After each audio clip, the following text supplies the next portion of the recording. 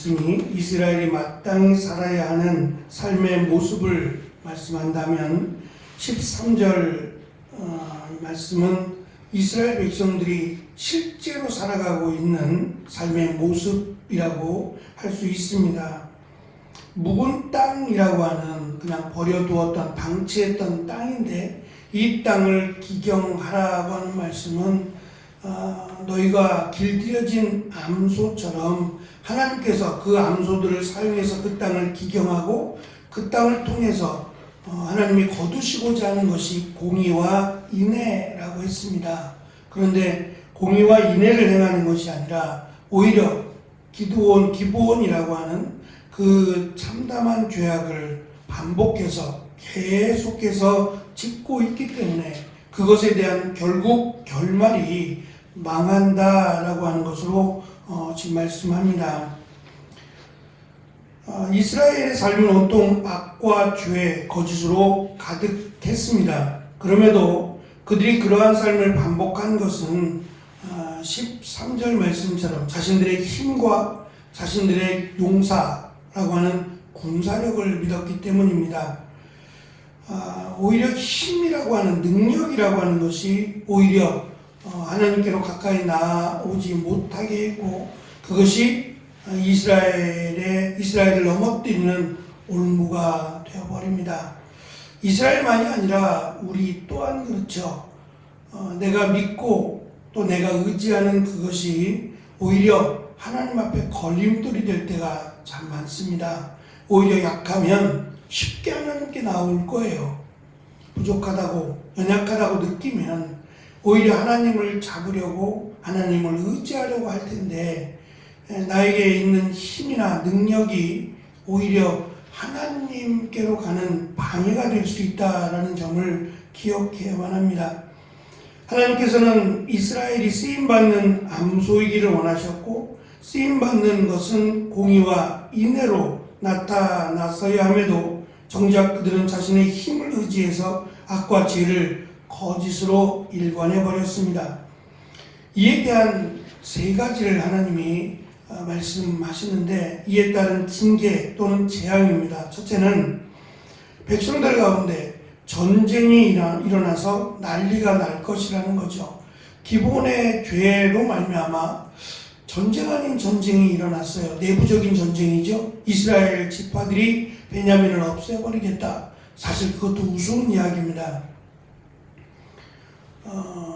더하면 더하지 덜하지 않았던 이스라엘이 누구를 벌하겠습니까? 과연 베냐민 지파 기브온 사람들만 그러한 죄악을 행하지는 않았을 거란 말입니다. 자신의 소견에 오른 대로 행하던 그 12지파가 과연 베냐민 지파만 이렇게 죄악을 행했겠느냐?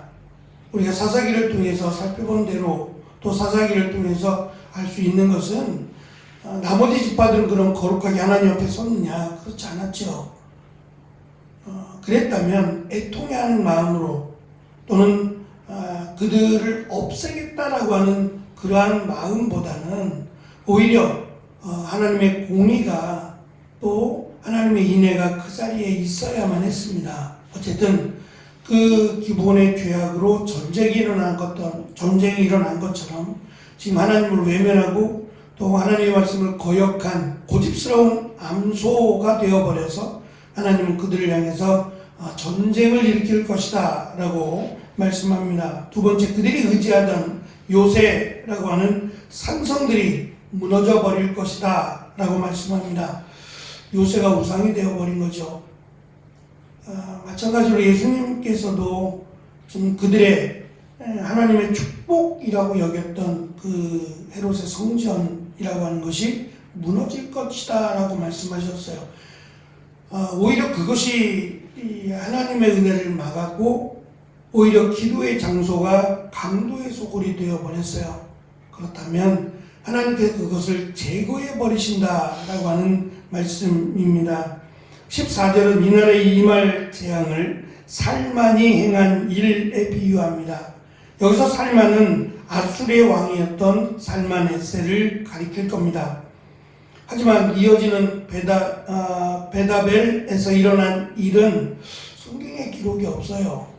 베다벨이라고 하는 이름도 처음이고 거기서 무슨 일이 일어났는지는 알 수 없습니다. 다만 베다벨이라고 하는 이 단어가 집이라고 하는 뜻이고 또 하나님이 숨었다 숨은 집이라는 뜻이에요. 그러니까 하나님이 거하지 않는 집이라고 하는 뜻이라면 우상을 섬겼던 그런 좀 더 강하게 우상을 섬겼던 그런 죄악을 행했던 집이라고도 볼 수 있어요.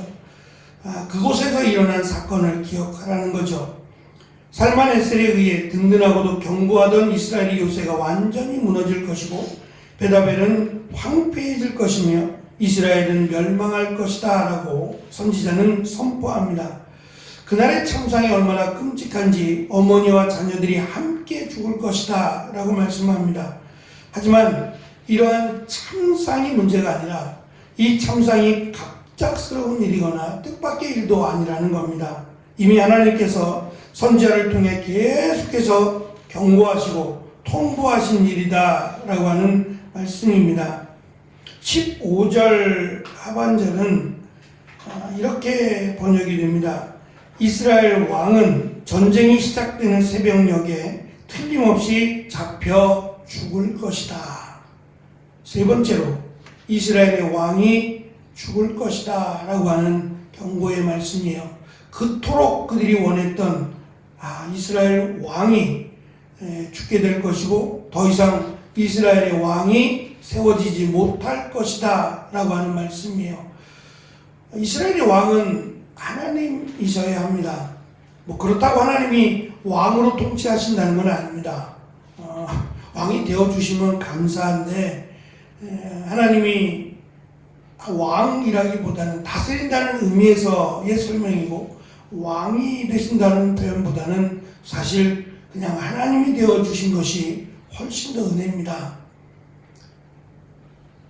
우리가 놓치고 살아가는 것이 나중에 이제 우리 어리석음일 텐데 나중에 깨닫게 되는 것이 하나님이 나를 얼마나 사랑하셨는가에 대한 부분입니다.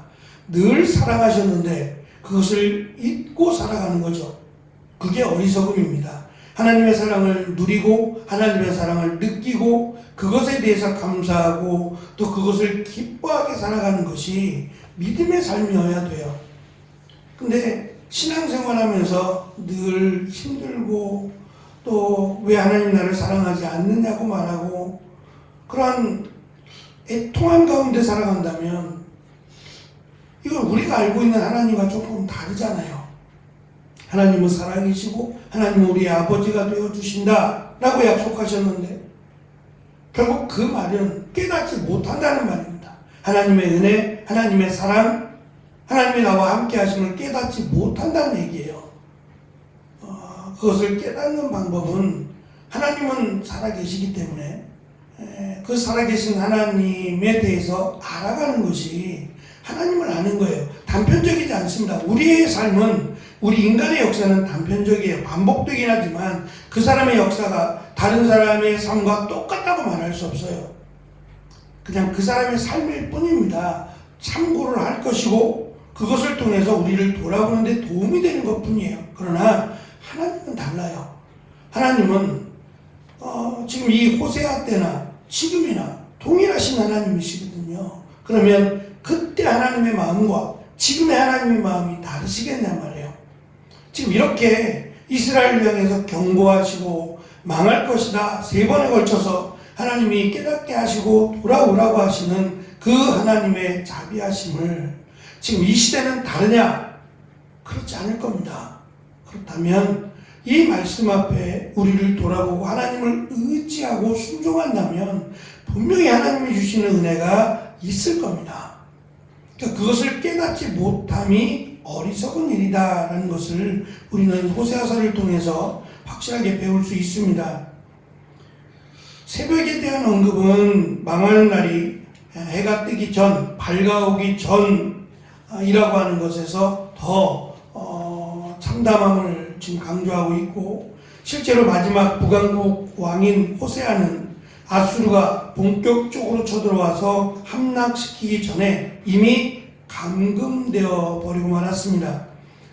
이스라엘은 기브아 시대의 범죄를 저지르고 있었음에도 여전히 괜찮다라고 생각을 했어요.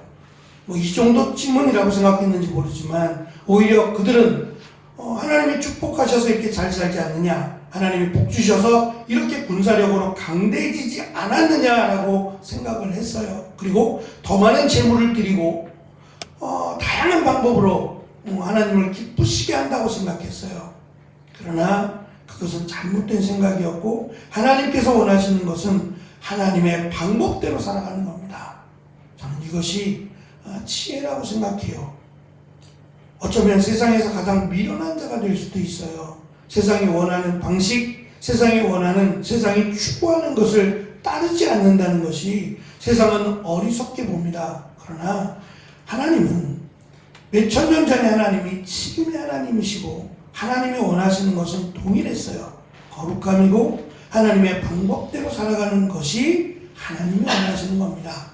저는 이것이 진짜 믿음이고 이것이 복을 받는 비결이라고 생각합니다. 우리에게 주신 말씀처럼 하나님이 원하시는 하나님의 백성으로서의 삶을 살아갈 때 하나님이 주시는 귀한 은혜가 우리 가운데 있음을 다시 한번 고백하는 귀한 한 주간이 되시고, 또 한 주간을 잘 마무리하고 거룩한 주일을 준비하는 귀한 은혜가 있으시기를 간절히 축원합니다.